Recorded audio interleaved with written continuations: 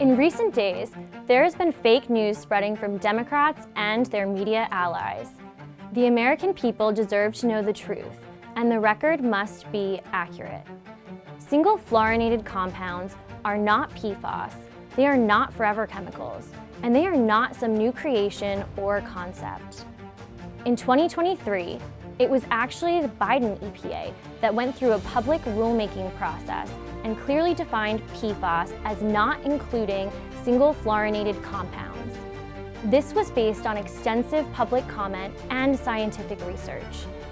I've seen absolutely false commentary claiming these EPA-approved pesticides are forever chemicals. That's simply not true. Democrats aren't just fear-mongering, they're outright lying, and they know it.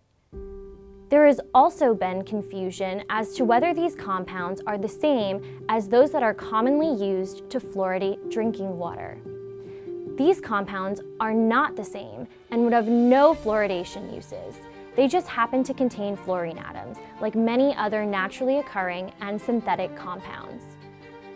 At the Trump EPA, we want to provide you the facts to promote maximum transparency and keep you best informed. Sound, gold standard science is what drives all of these reviews. It is the only way to operate.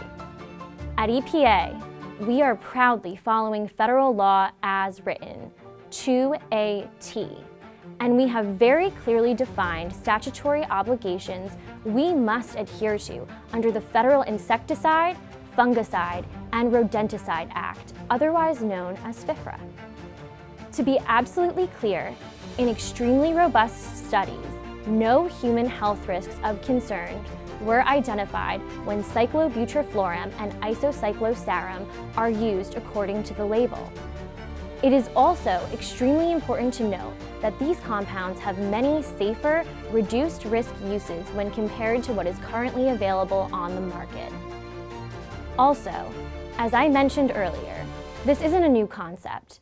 Dozens of pesticides containing single fluorinated compounds have been registered over the past several decades by both Republican and Democrat administrations. In fact, the Biden administration approved a fluorinated pesticide in 2023. Meanwhile, organic products remain available on the market and quite popular. I would just want to note, in interest of full transparency, organic farming also uses pesticides as crop protection tools, and some have higher toxicity profiles. It shouldn't be lost in this conversation why pesticides are used and why the federal statute requires EPA to study, approve, and regulate these agricultural tools. Their purpose is to protect our food supply from dangerous pests and diseases. Without them, we'd have massive crop losses, higher food prices, and potentially harmful organisms in our food. We want to make sure you have nothing other than the facts.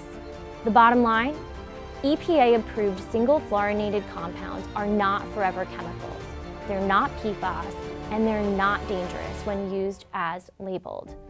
The Trump EPA is fully committed to helping you get all the answers on your important questions and advancing the healthiest, most abundant food supply possible.